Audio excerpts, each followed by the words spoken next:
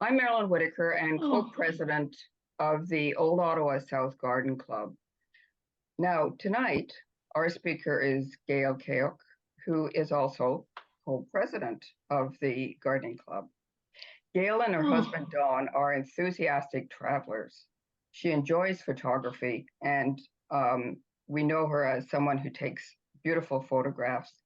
She's told us about how she's been surprised by some of the beautiful gardens that she has seen and flowers and various plants growing in unexpected places. So that was part of the genesis of tonight's presentation.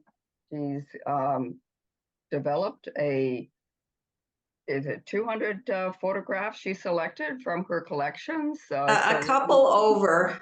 Oh, so just a little over. Okay, so we'll have a full presentation tonight.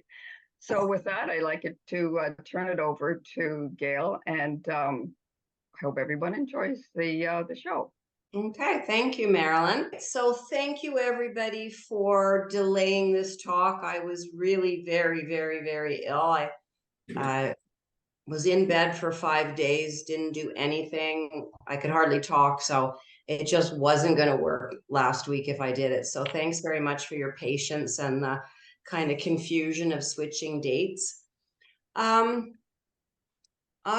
as Marilyn said, am an avid gardener. I love gardens. I love any kind of gardens. I love flower gardens. I love a good vegetable garden. I love just being in beautiful parkland settings. I love to go into greenhouses and botanical gardens. I love them all. And I'm always looking for plants, flowers, um, container gardens, small gardens, big gardens. I'm always looking for places that I can take a picture of, that I can appreciate, that I can enjoy. And I think what I really want you to get out of this is that even if you're not able to travel, even if you're, not able to go to a lot of exotic places or get out of even the city, you can find a lot of nice flowers and gardens and things if you just stop and smell the roses, if you stop and appreciate what we have just in our area. Now, I love flowers so much. 2 years ago, I started doing watercolor painting. So I've done a couple of watercolor paintings so that even in the winter, I can look at my flowers and appreciate them and paint them. So as I said, I'd like you to I'd like you to start looking for gardens everywhere.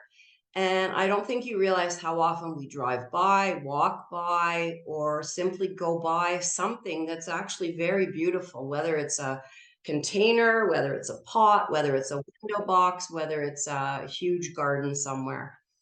Now, I found this picture. I took this picture of this garden. It's almost directly across from the fire hall, and it's just someone's front yard. And I don't know how many of you have ever noticed it, because we all probably walk or park and walk by to get to the fire hall. But right across the street, there's this lovely house.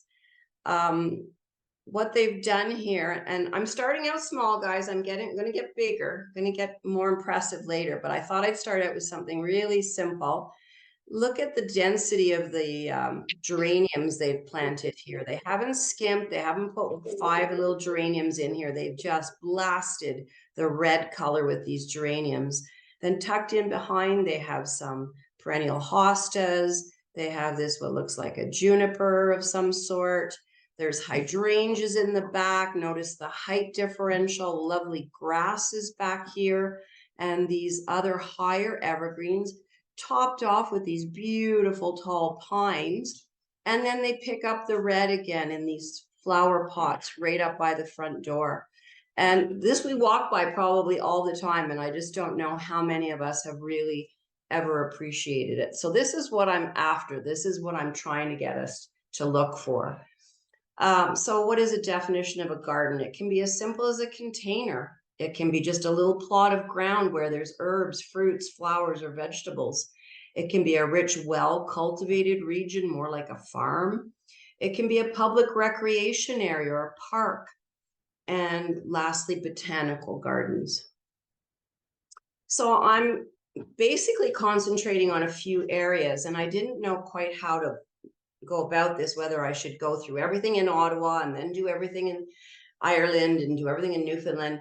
But I decided I'm going to go according to the definition of a garden. And I'm going to start with containers, interesting, beautiful containers that I've seen, and then move up to gardens and to parks and to botanical gardens. So that's kind of the route I'm taking. I'm going to be talking about Ottawa, Toronto. I have a little bit over in the Mediterranean, Ireland, Newfoundland, the Azores, and I have some from Malta too. So let's start really small. We're just going to look at some nice container gardens and things that I'm wondering if you've noticed around town to start with. Oh, sorry. No, this is something so simple. I took 2 pots and I stuffed some tulip bulbs in them.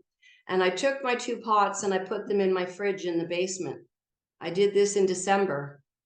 And in April, I went down to the fridge. I don't use it very often. I use it just usually around Christmas time and when you have big celebrations. And I could see the tulips starting to come up. So I brought them up and I had a lovely display of tulips to brighten my spring. And it was so easy. Like, I know some people say you got to put them out in a shed, but keep it at a certain temperature. Well, your fridge is 5 degrees. So it worked perfectly. So if you have an apartment or someplace where you don't have a garden, or even if you do and you want a little spring to come in, just plant some tulips. I have, there's some daffodils back in there too. I was wondering how many of us have noticed the beautiful potted plants that are up and down Bank Street.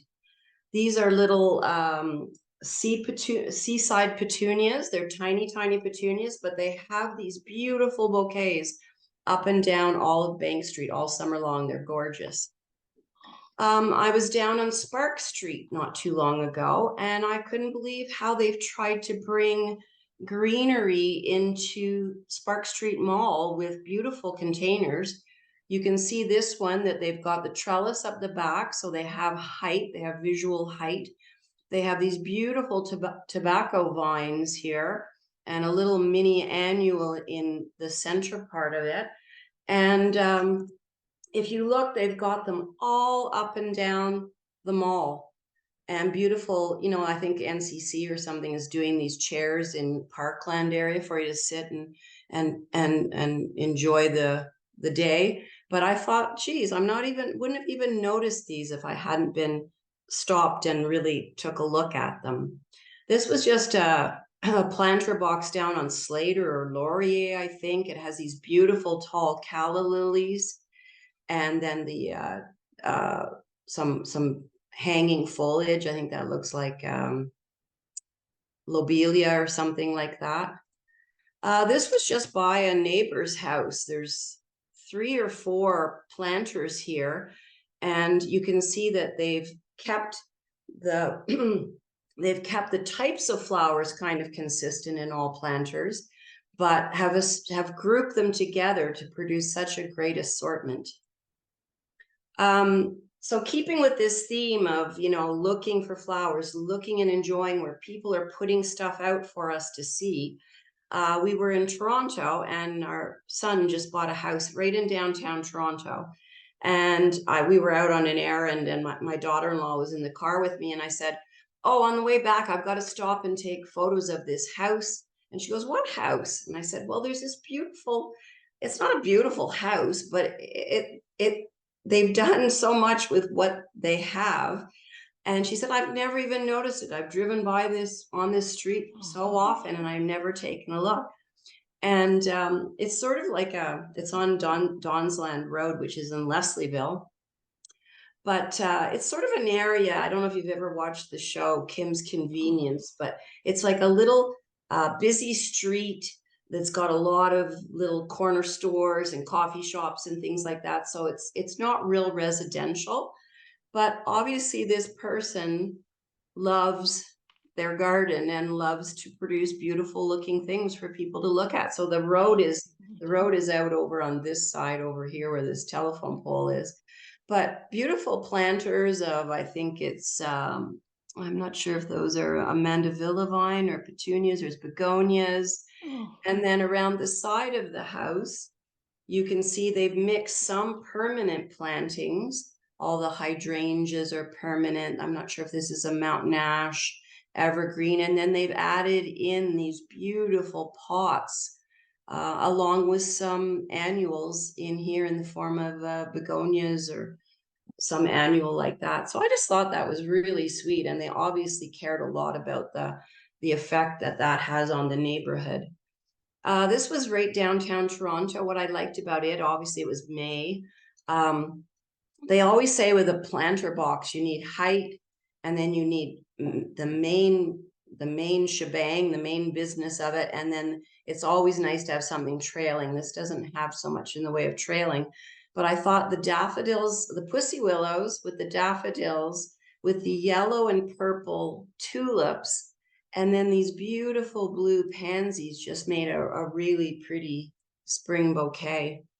This was down in Newfoundland, and I don't know if you can tell at the bottom here, but they've just taken old half wine barrels, turned one upside down, turned one on top of it right side up, and planted these little beautiful, it almost looks like little wildflowers, in a very whimsical little planter. This house in Newfoundland, sorry, I'm losing my voice. It's right on the ocean on one side, on the right-hand side, and it's right on the road on the left-hand side. So they have virtually very little lawn, but they've added in, again, planter boxes with, along with this bright blue siding, all the red, purple, and yellow planter boxes, just to give some color there. We have a cottage up near Calabogie, and it's all pine. Well, it used to be all pine before the Dureco, but we still have some pine left. But I like to bring my garden up there too in the form of flowers. This is a Black-Eyed Susan mini vine that I love them. They climb everywhere. They're really a good visual impact color flower to have. So if you can see here, on our deck, I do planter boxes all the way across our deck. I grow most of my own nasturtiums from seed every spring, and I find even just nasturtiums mixed with a Kimberley fern gives me almost year-round green and color. Here, every year I do something different. The one thing I keep consistent, and we saw that in the earlier one on our neighbor's containers, is I keep the color of the pots similar. So I keep them all white. We have planter boxes, we have plant pots, but just a beautiful array of annuals that sort of complement the backdrop. Now that's an example of one of the nasturtiums that I grow from seed. That's called a phoenix nasturtium. And you see it has the little lobules on it. So they're very nice, sort of a broken form of a nasturtium. Okay, I'm sorry, I was just looking at the chats here. Okay, and then this is another one I grew from scratch. I can't remember the varietal, but it is this dark, almost a burgundy brown color. And they just pop. And you can eat these, you can put these on salads, you can make jam with them. So I really love having nasturtiums around. What happened here? Okay, now this is obviously not container gardening, but in Ireland in February, we always travel on the shoulder seasons.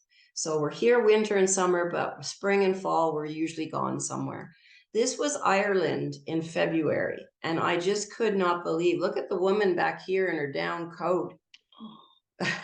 But the flowers were out for sale here, and the colors caught my eye, and I thought, you don't typically see this except in places like New York City or Toronto in like almost May, June. These were in Ireland as well. These are some other beautiful containers. Again, this is February. I can't stress this enough, because we went there thinking everyone was telling us, oh, you're going to February, going to Ireland in February. That's crazy. And we thought, well, maybe it is, but we'll see. But look at these tulips, and then there's another little greenery plant in here. They had them all lined up, these huge, these are probably 5 foot across, these planters. This was in Cork, so another city in Ireland, and these are all primrose. And they had these are 6 foot tall, and they probably had 20 of them all lined up downtown. And just such a spring mix of color. This was just outside a little pub, but they've got an evergreen for height in the back. They've got these beautiful daffodils. They've got this variegated ivy tumbling over, purple pansies and purple and white pansies, and it almost looks like a portulaca or something back there. I'm not sure what that is.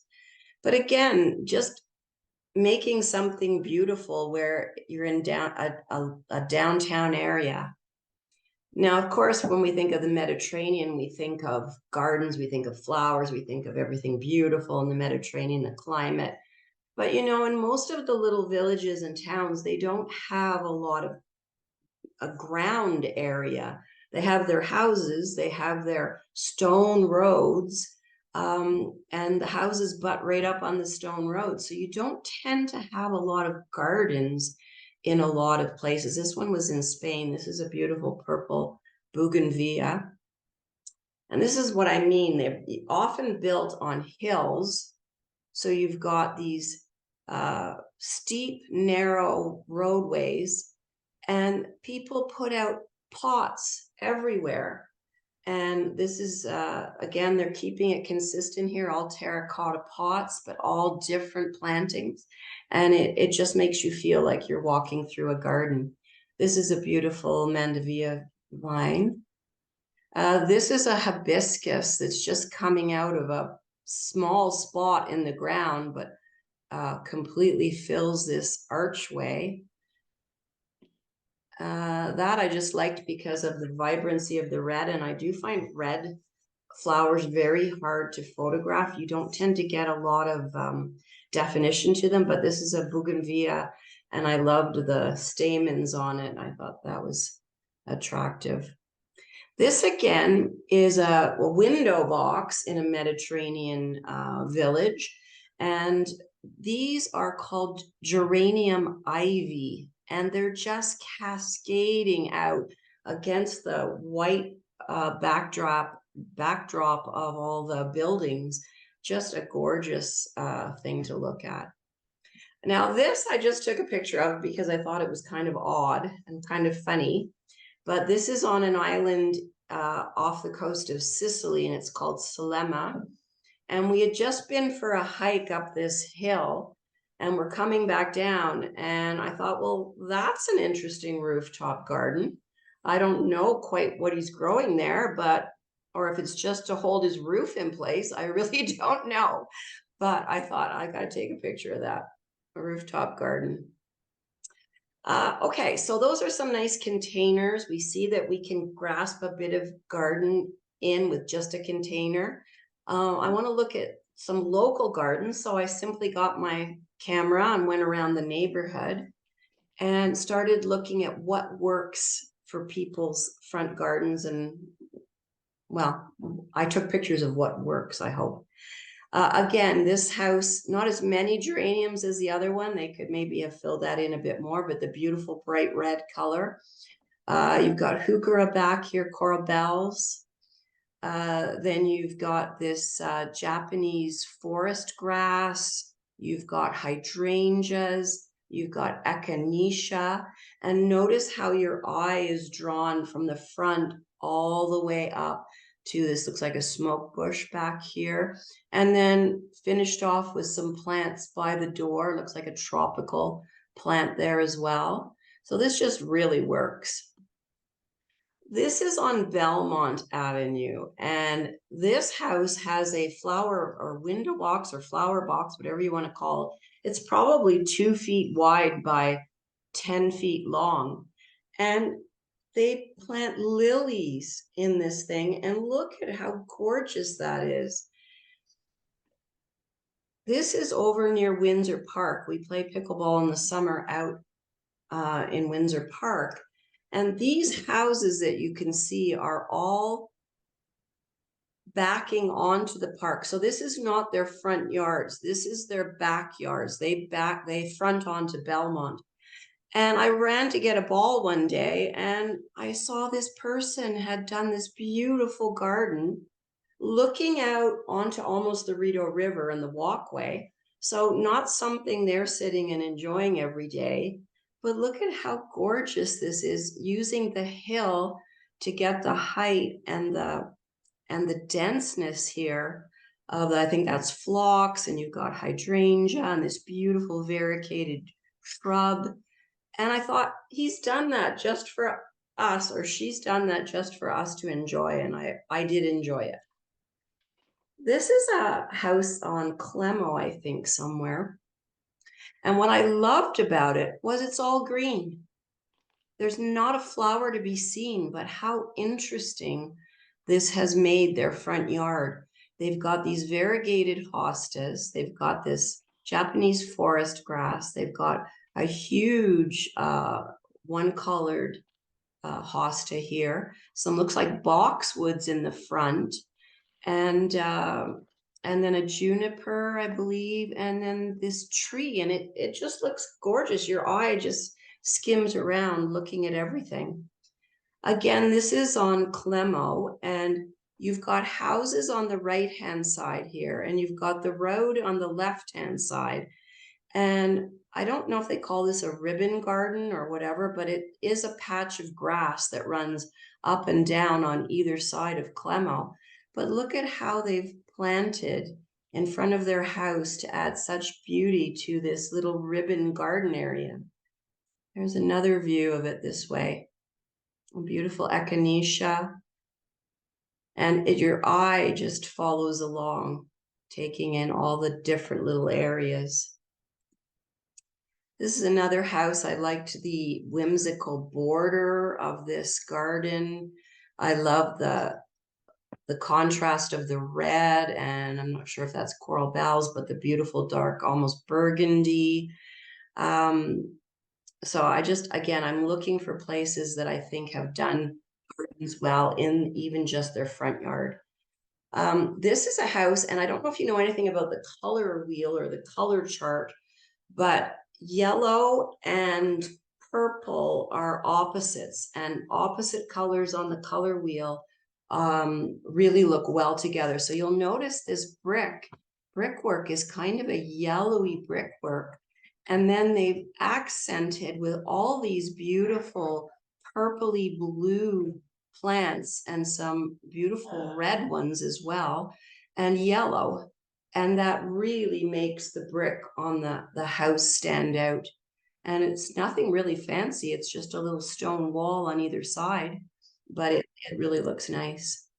This again, peonies here, lavender, and then this beautiful, I like free-flowing borders. I like the way this stone wall transitions into rocks and then transitions into some annuals.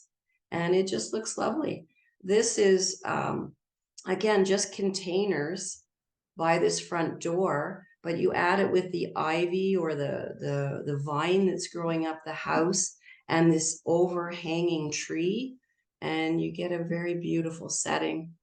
This was at the side, a corner lot, I believe, of a house, and they had quite the hill down to the sidewalk, and they had this beautiful garden. Again, not something the owner is going to see on a regular basis, but walking by, you really get a beautiful feel for that garden.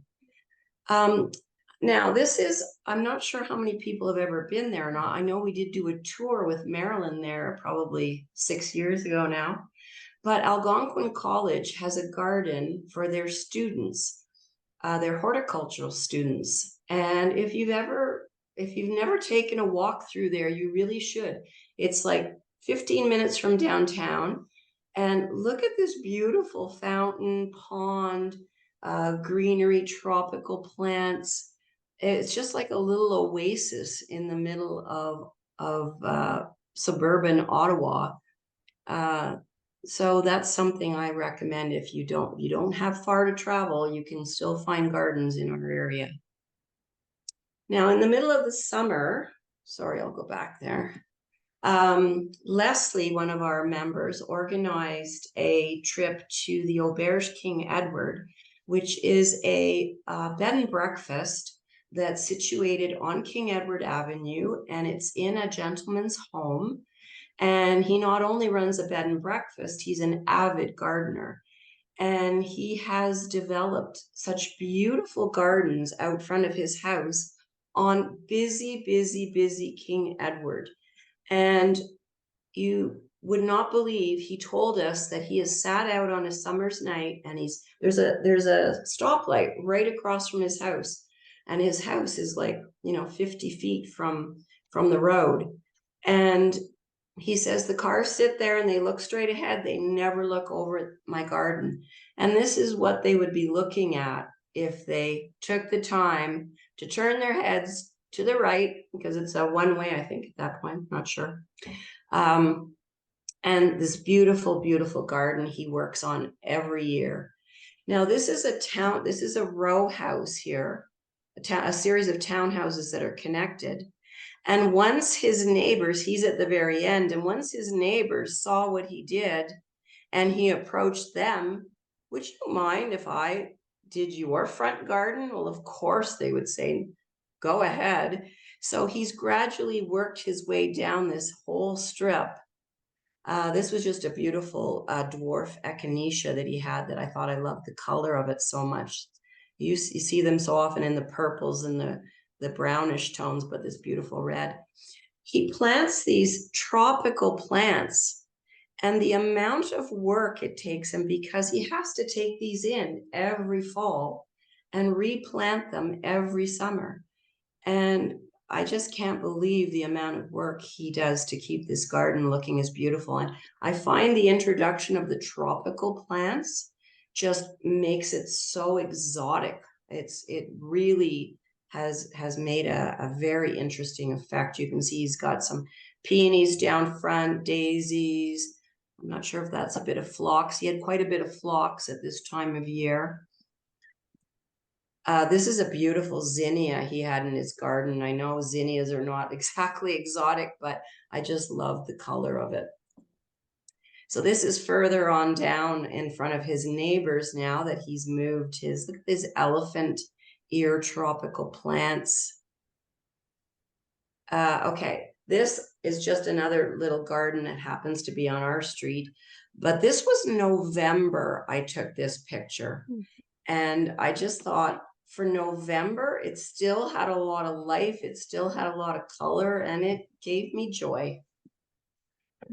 This is in downtown Toronto, and this is outside the McDonald's headquarters. But look at the beautiful garden that they have surrounding their front lawn in their little commercial tower that they have down there. I thought it was beautiful. I don't know, have anybody's heard of the Allen Gardens in Toronto? It's a series of about three or four greenhouses, and every season they have obviously a lot of tropical plants, but every season they intersperse into their tropical plants seasonal flowers. Like this was springtime, so you can see all the beautiful, this is the greenhouse in here, and you can see how they've added these purple blue hydrangeas, and I'm not sure if that's like a little marigold or something like that, but it just makes all the tropical plants pop and gives them life. There's a better view of it. Again, they've used the tall plants interspersed with the varying heights. different little trees over here. And then you've got these beautiful spring colors of the light blue, pink, yellow. And this is a pond, actually. It's a little turtle pond. So our grandkids love to go to this little garden because they can sit and look at the turtles. This I just loved because of the juxtaposition of the tropical plants, the dark green, the variegated green, the striped green, and then this beautiful plant. It's actually called a Stromantha triostar, and it's almost pink. It's such a pretty color. This is a sea lavender. Again, we're still in the Allen Garden. And this one is a St. Martin's lily. St. Martin's lily. So you're going to see some unique flowers in there. Obviously a beautiful trumpet flower as well. So that was Allen Gardens, and I really recommend it's free. It's free to go in. In the fall, they'll have beautiful fall arrangements interspersed. In Christmas time, they'll have poinsettias everywhere. It's really pretty. Okay, so continuing now, we've done containers. I'm on to gardens. Again, we're going back to Ireland, and I remind you, it's February. And I was surprised by the number of tropical trees that they had growing there. This is just in a neighborhood. And this is down along the main river going through Dublin. And so because it's an island, it's got that unique climate that allows for things like this to thrive. I don't know how many of you know about hellebores, but it's one of my favorite flowers. I have some in my garden. They are so tolerant. You can't hurt them or kill them. They come up in the spring. Sometimes they'll start appearing before the snow is even gone. This is in downtown Dublin, and they've done the best thing that you can do with hellebores. They've planted on a steep hill because they hang down, and their central flower is often hidden because of the way they hang down and droop. I love these. These are white hellebores. But if you want a spring flower, and those are big flowers, they're like almost 4 inches across, it will really give you some interest in your garden in early spring. The other thing in Dublin and all across Ireland is daffodils. Daffodils were in bloom everywhere. And I'm sure you've seen these, the small little roads in Ireland, and they'll have these stone walls right up next to the roadway. And literally in the tops of these stone walls, tulips are just blooming everywhere out of these walls. And I guess people have planted them there. I don't know how they've gotten there, but they're beautiful. This was just pansies, yellow pansies planted in the background of this park.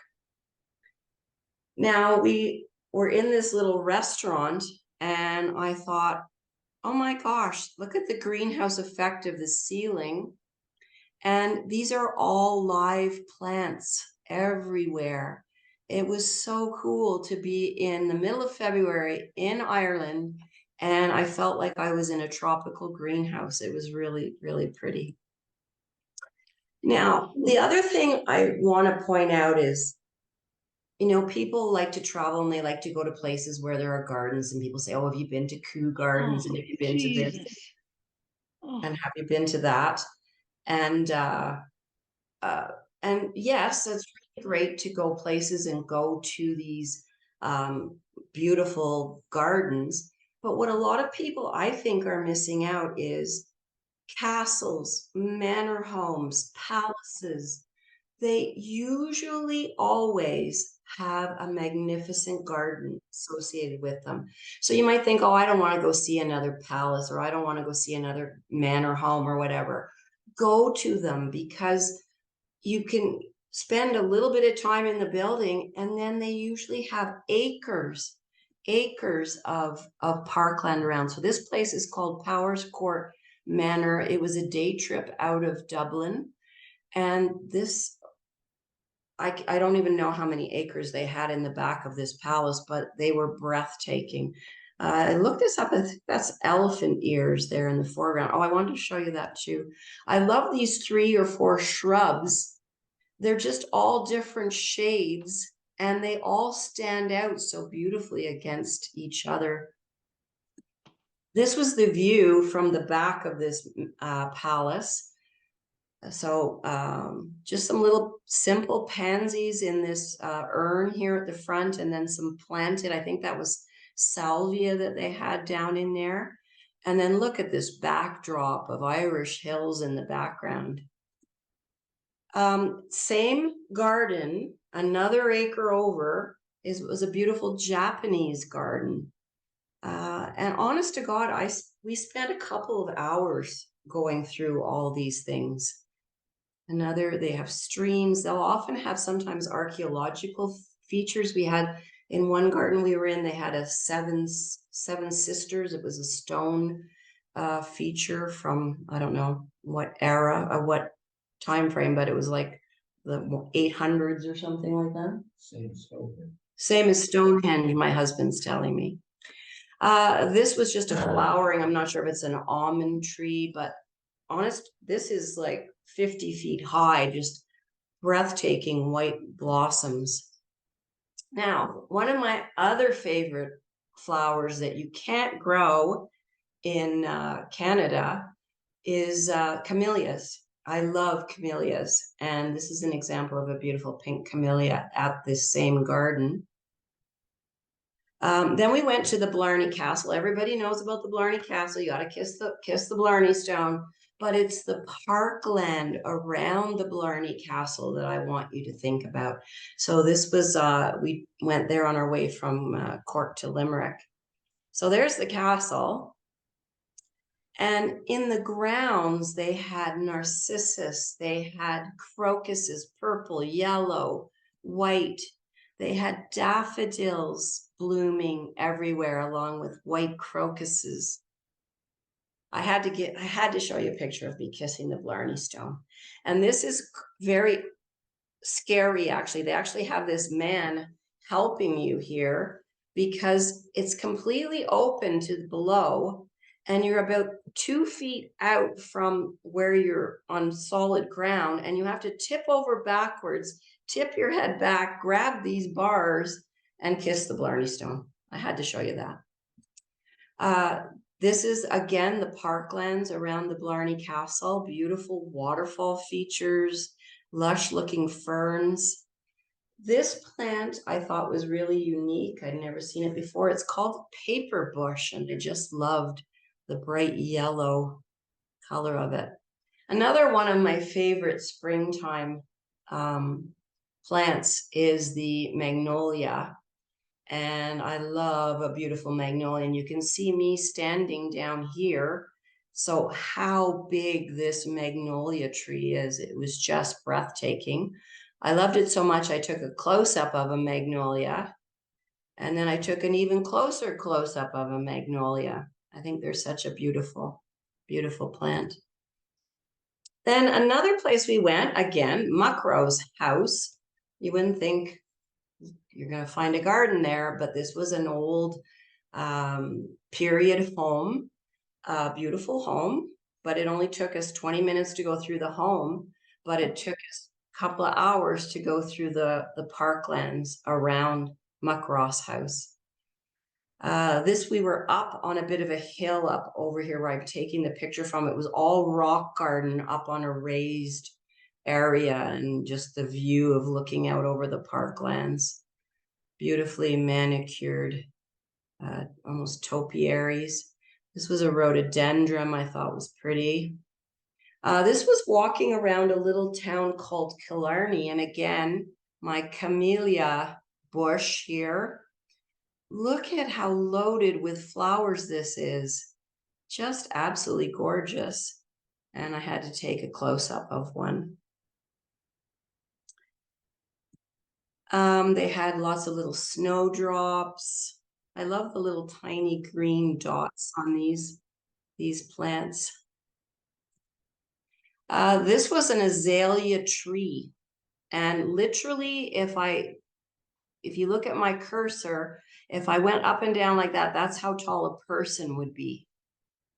So that was breathtaking as well. Again, all at this Muckross house. Okay, so November, October, we're in Newfoundland, and completely different kind of flora and fauna in Newfoundland. Obviously, it's basically an island surrounded on both sides by the ocean, but it's also very rocky. I think, isn't it known as the Great Rock or something?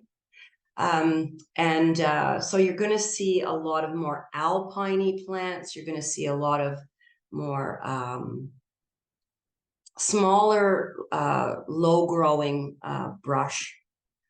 Now, first place we went was called Gros Morne National Park. It's on the west side of Newfoundland. And we visited a place called the Tablelands. And I knew nothing about it till our friends took us to this. But it's one of the only places on Earth where the Earth's mantle has become exposed above ground. So it looks sort of like this. You feel like you're almost on the moon. And not the kind of location you're thinking Gail's going to find some flowers or plants, but I have something for you. So there's another picture of it. Now these soils, there's very little soil, and what soil there is very, it's full of a lot of metals, different metals. So not conducive to what you would expect in the way of growing plants or flowers.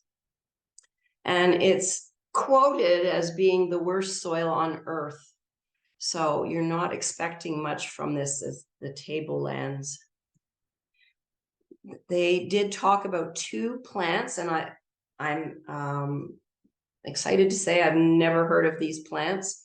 The white one over here is called a serpentine sandwort, and it thrives in soil that's high in metal content.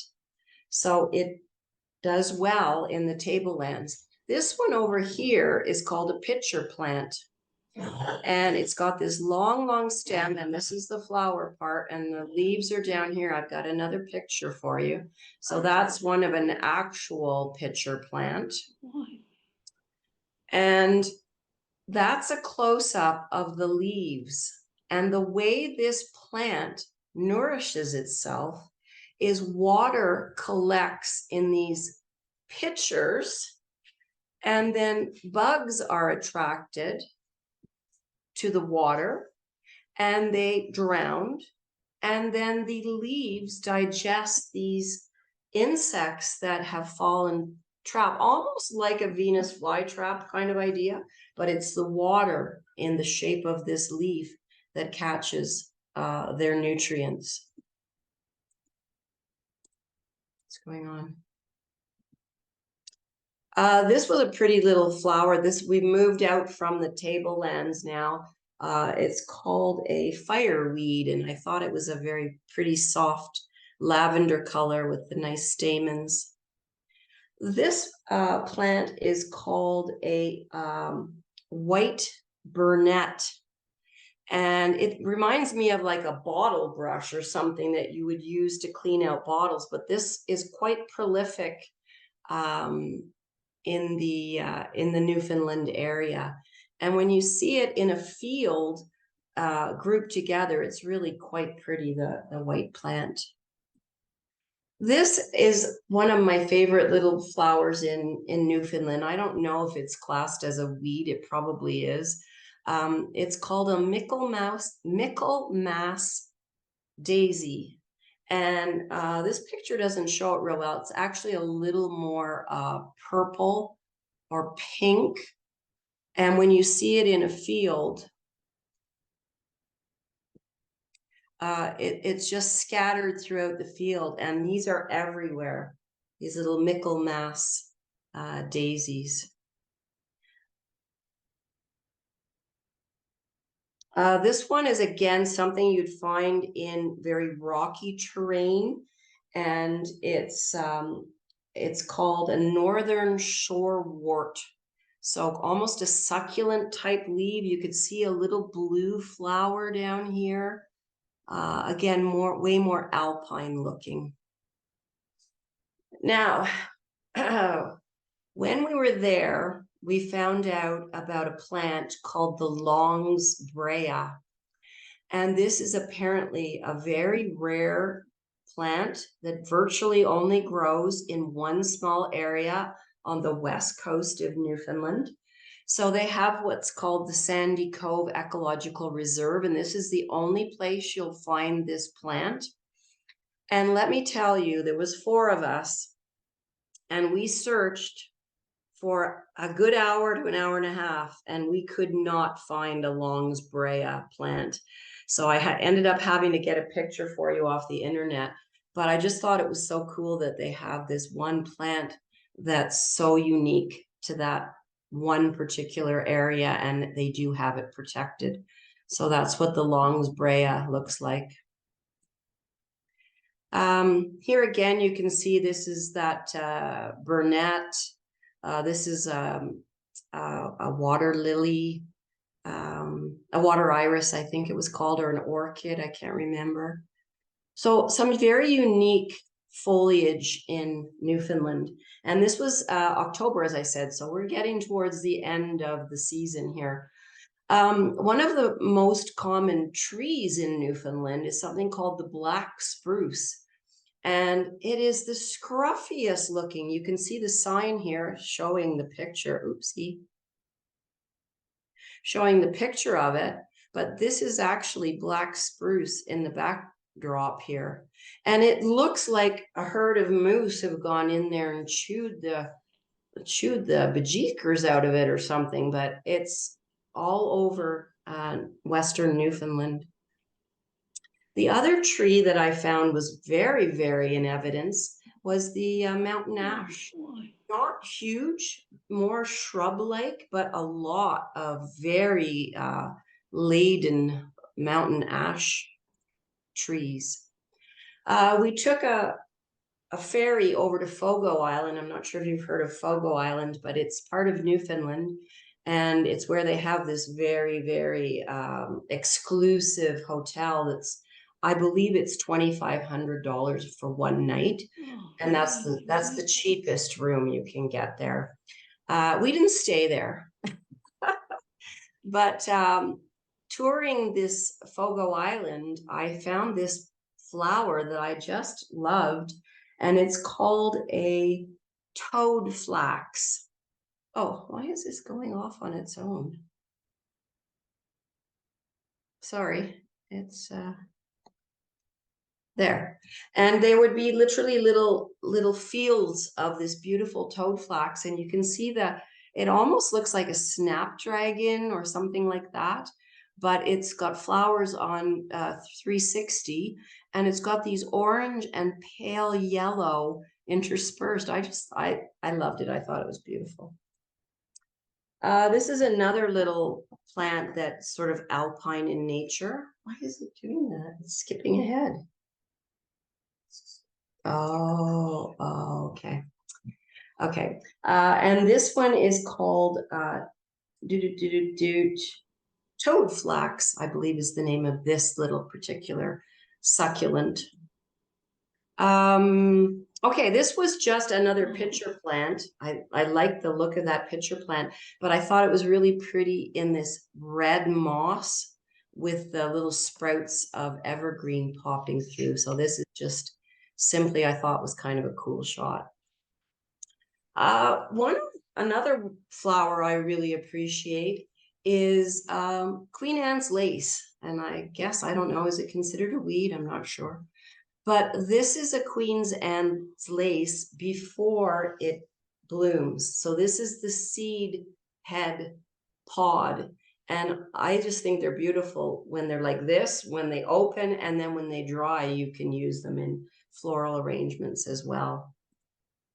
Another thing Newfoundland had in October was a lot of mushrooms. And I thought this was kind of cool, kind of a fairy circle of mushrooms. And on a hike, we came across this other mushroom that was bigger than my husband's hand. So I guess that time of year is great for mushrooms in Newfoundland. We didn't eat any though, thank goodness. Now, the other thing that Newfoundland has that I was not aware of, I'm sure if there's people there listening that are from Newfoundland, you know all about this, but they have a lot of berries, a lot of edible berries. They have berries called partridge berries. They have berries called baked apple berries and squash berries. And we tried a lot of jam made with those berries, and it's very, very tasty, very, very good. It's kind of a very unique flavor. And we were heading up to Signal Hill in St. John's, and there was a lovely older lady, and she was digging down in the greenery as we were walking by. So I asked her what she was picking, and she said she was picking partridge berries. So I scurried up the hill and asked her if I could take a picture. And she showed me her basket of partridge berries. They're smaller than a cranberry.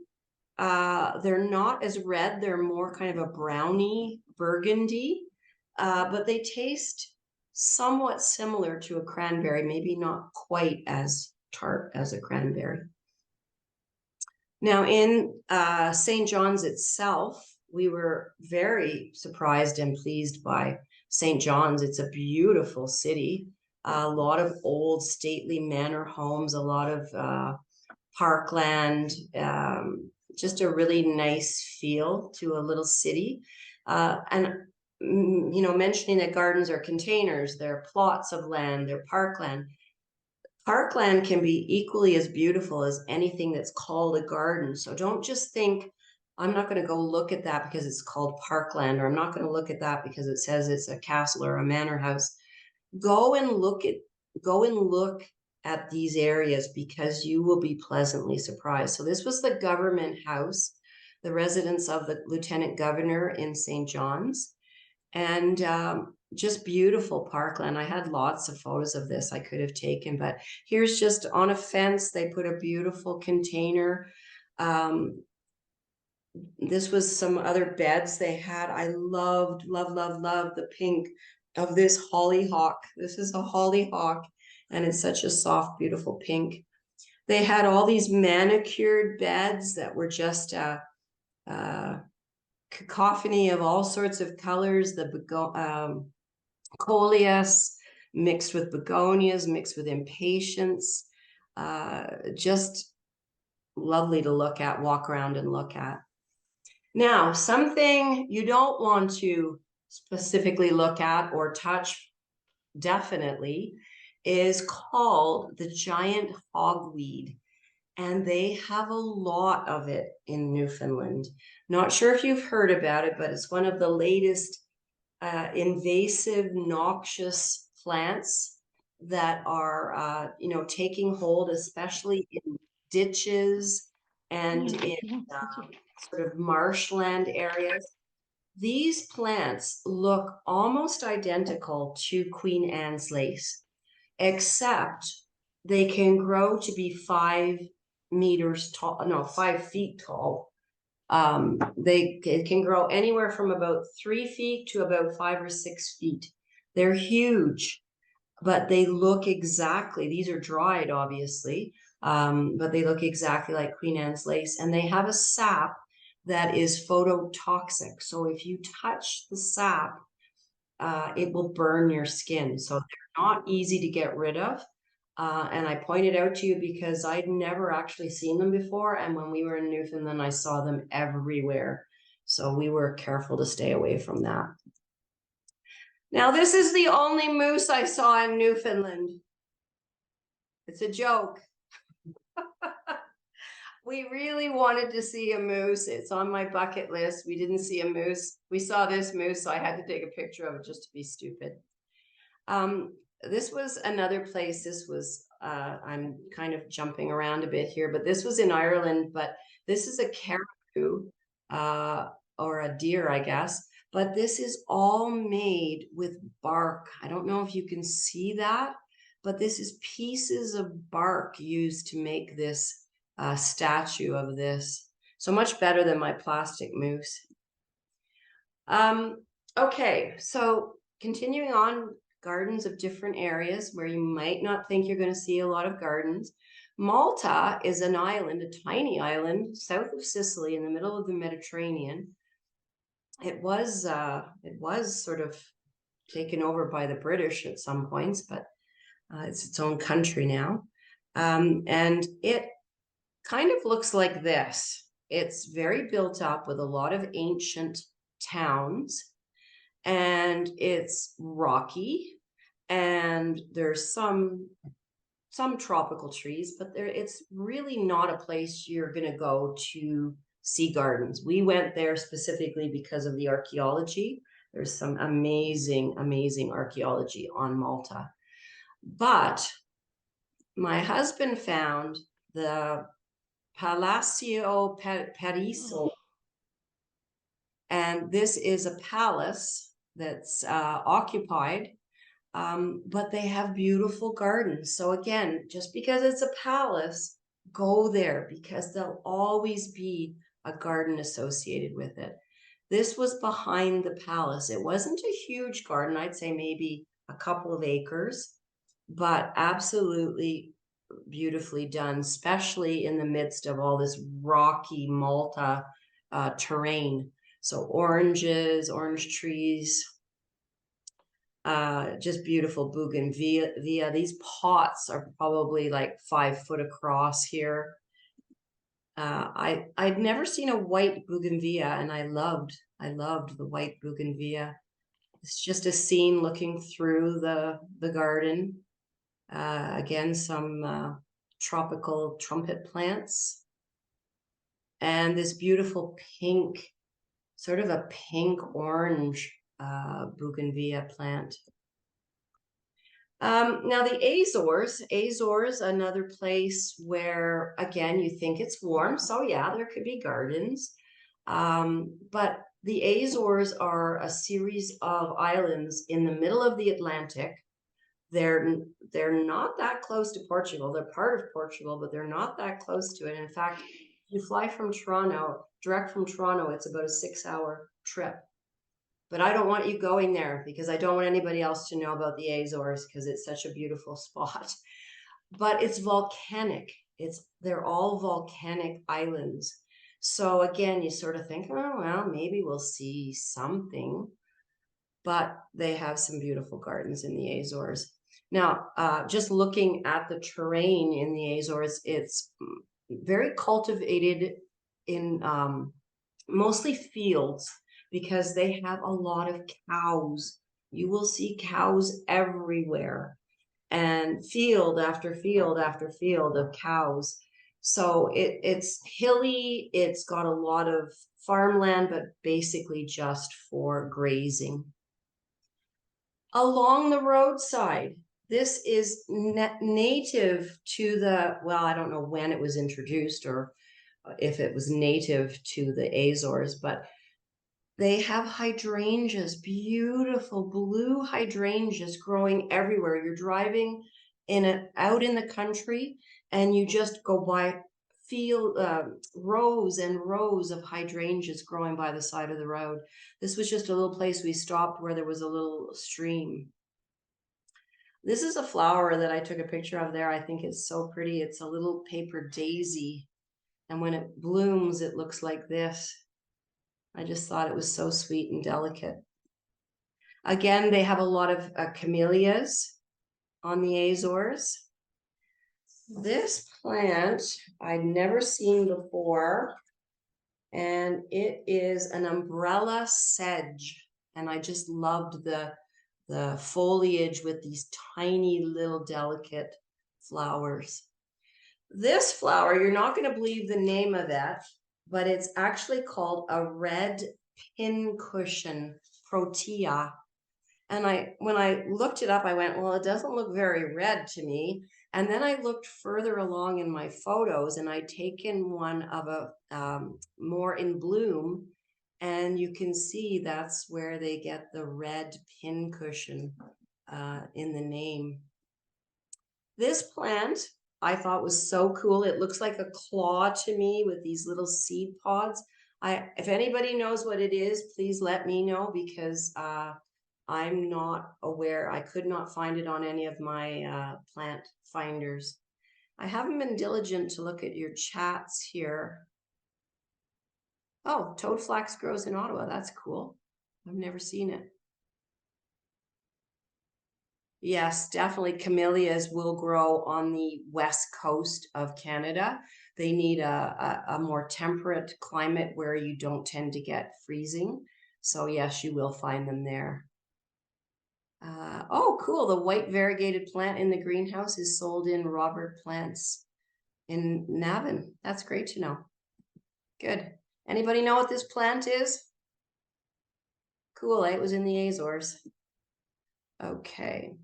Now, the other unexpected surprise was these lilies that just grow along the roadside in the Azores. When we first saw them, we thought people had put, because they have just a stem and then this bold, beautiful pink flower, we thought had people just stuck fake flowers along the roadside. And then I looked it up, and it is called the surprise. What is it called? Resurrection lily or surprise lily. And it was a surprise.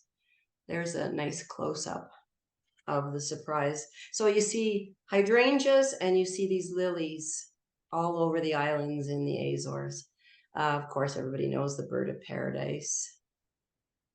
This was just a home. We were walking down the street in Ponta Delgada, and this was just someone's garden leading up to their house, and I thought they'd done it quite nice.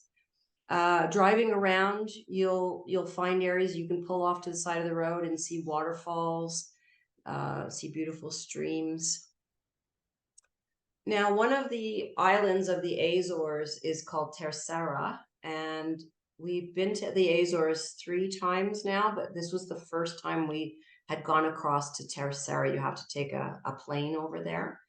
And again, a volcanic island, but there was a garden called the Duke of Terceira Garden, and we enjoyed it an hour. I think we spent about an hour in this particular garden. Beautiful tropical greenery, nice mix of contrasting colors, height with the trees. You can see these tall trees in the background. This was a water feature in this particular garden. And again, we travel there in November. So this is either November or it's early spring, like February, March, something along those lines.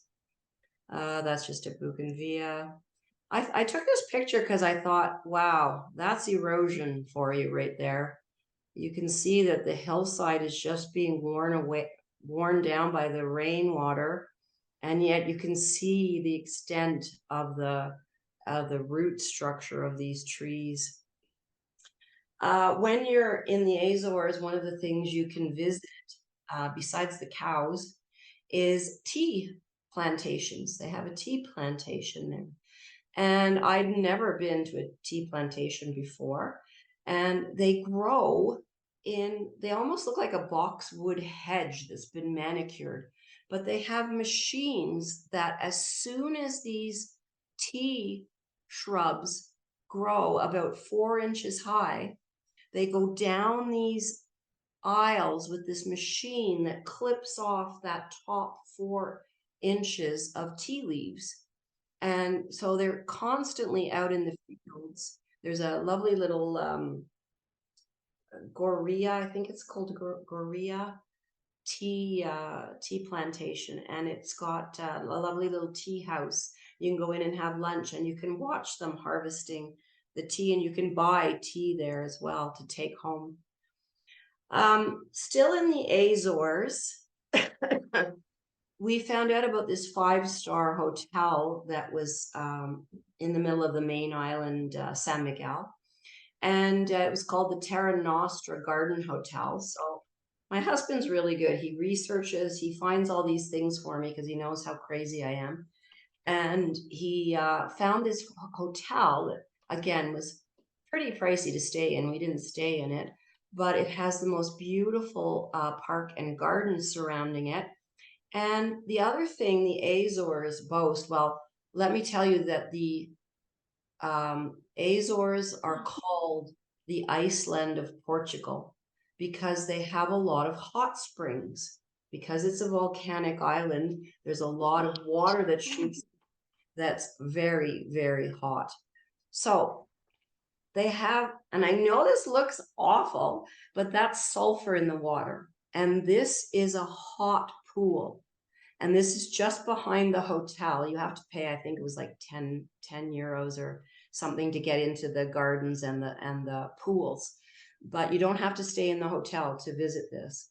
And that's sulfur, but that pool is huge. It's probably almost like an acre, and it's about 5 feet deep because I could barely touch.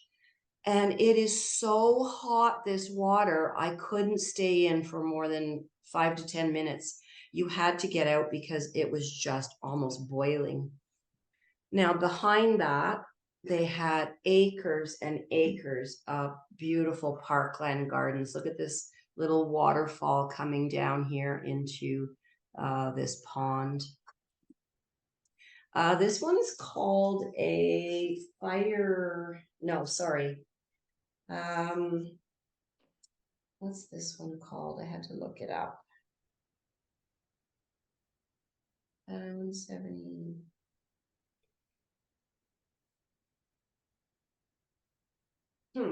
I'll have to look that one up again. I don't think I have it here. It's a lily. I think the name was Lily. I can't remember. Look at these topiaries. These are topiaries made to look like birds, just done with vines. This was just a young fern coming up that I liked. And this was just one small area walking through here. I don't know about you guys, but I just find these garden parklands are so tranquil. You go in there and the quiet and the peacefulness. And you can tell by my photos, there's nobody in them. I don't know if people don't want to go to these gardens. They don't know about these gardens, but they are missing out on a lot. The other thing the Azores has is pineapple plantations. And I'm not sure if you're aware, but it actually takes about 2 years for a pineapple to be ready to eat. So it's not something that you're going to have, propagating every year. And in fact, they had many greenhouses where they're growing these pineapples in different stages. So obviously they would have something so that it could be harvested every few months down the road.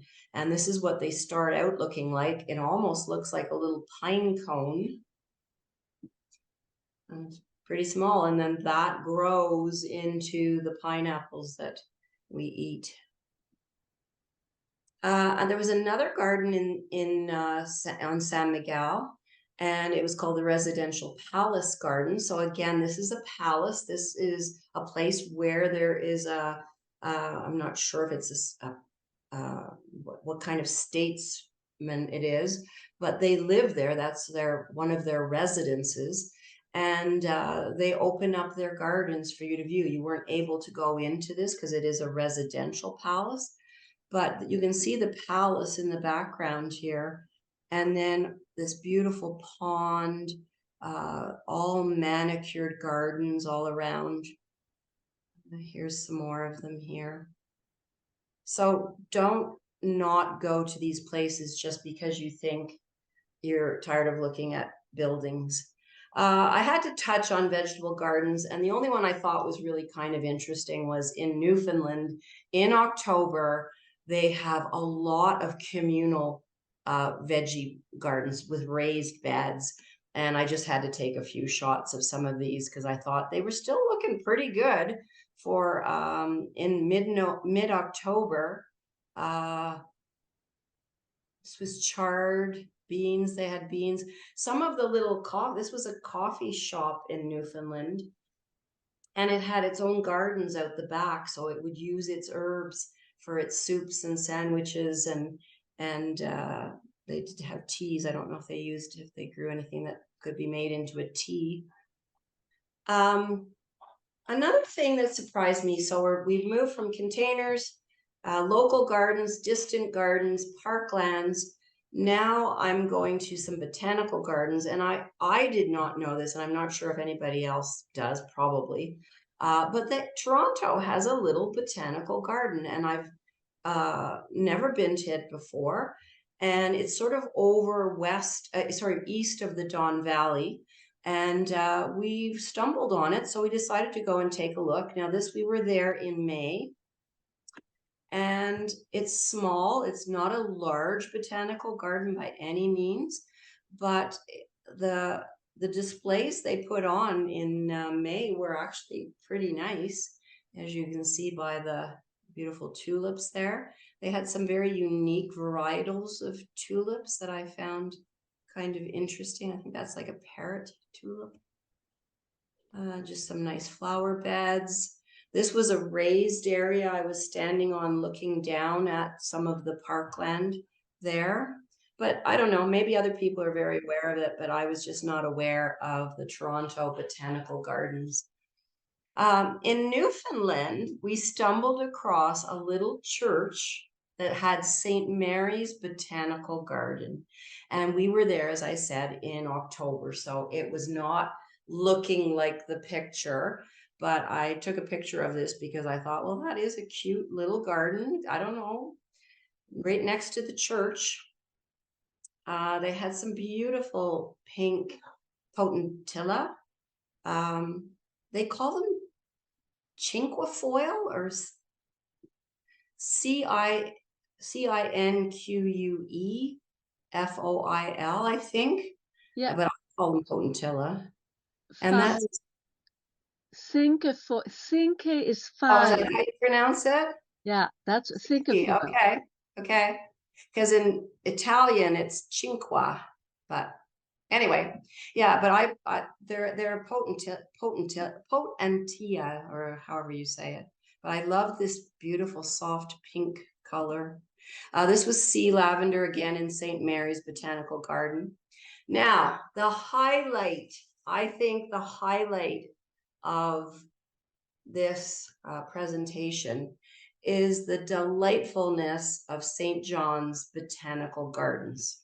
Did not know St. John's had a botanical gardens till we got there. It's associated with their university. So it's a bit of a drive out of St. John's, not far. I'd say maybe 20 minutes, 25 minutes, something like that. But for me, it was so unexpected and such a delightful garden. Again, we spent a couple of hours there. I love this. This is keeping with my moose theme, which I never saw. Driftwood. They use driftwood as when you walk into the botanical gardens, and there's this handsome gentleman there to greet you, all made with driftwood. Just beautiful areas to wander through. They had designated rose gardens. They had designated alpine areas. They had, designated areas, but then they also had all this beautiful parkland to walk through. They had vegetable gardens. They had a whole section of growing different vegetables. This was a little area up here. They had a lot of alpine plants. And then down here, they were showing them growing in troughs. And I'm not sure if you're familiar with troughs. I've made these before, and they're really cool. You use peat and cement, and it creates a basket that withstands winter freezing. So you can plant things in these troughs, they're called, that will actually overwinter, that would not overwinter if they were just planted in the soil. So I thought it was really pretty the way they were showing a lot of these different troughs. Usually you put sort of alpine type plants in them, but you can put ferns. I've put ferns in mine up at the cottage, and they've done fine.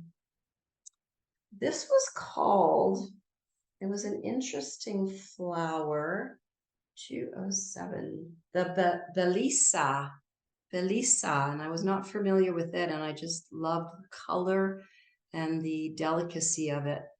This is just a winding path. I think this was leading to the rose garden area of the St. John's Botanical Garden. That was a pretty, I thought, a very salmon pink rose. The roses were still in bloom in October in this garden. It's all developed, the St. John's Botanical Garden is all developed around the lake. So they have walks and hikes you can take where you go out from botanical gardens and you take a walk or a hike up into this area surrounding the lake. So again, you could spend hours here. This little plant is called the, no, actually, this is the Belisa. This is the Belisa. I'd never seen this plant, this flower before, but I thought it was really unique. And again, this was in the St. John's Botanical Gardens. I think this is lastly now. In the Azores, they have a botanical gardens. It's called the Jose de Canto Botanical Gardens. It's not the best botanical gardens I've ever been to. It's a lot of camellia. It's a lot of tropical plants, but definitely worth a visit there, I would say. It's fairly big. It's built around a hotel. I think the hotel is not in business anymore, but it was around an old, lovely, old, elegant hotel. But they had this tree there called this ficus macrophylla that I thought was very, very unusual. And that's the root system. I've seen these in Sicily as well. And you just really wonder, like, how's it getting its nutrients? And I thought, well, you can't really tell the height of it. So I put my husband in there to show you the height of these root extensions. And so quite a unique tropical plant. This is all at the Botanical Gardens. Again, they had a lot of camellia there. I thought this was a beautiful one, sort of a speckled red and white, almost looks like it should belong to Canada with the red and the white. Some beautiful calla lilies. They had like a forest of calla lilies. And this beautiful plant, it's called a Cuban lily.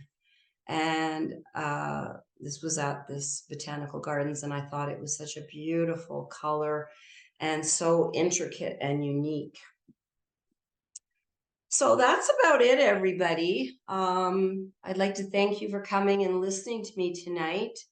I hope that I've brought some beautiful color and summer and something to look forward to into your night tonight. And I hope I've opened your eyes to the fact that you don't have to go exotic. You don't have to go to crazy places. You just have to be aware that there are gardens everywhere. And if you stop and you look for them and you appreciate them, someone's doing them for you to appreciate. So I think we should take advantage of it. So I hope you have enjoyed it. Well, Gail, thank you so much. You didn't disappoint. You had beautiful flowers and a really nice message about how people should look around and appreciate what may be nearby and Yes. things that have been done so that people just like you can look at them and enjoy them. Yep. Yep. You're everywhere out there, guys.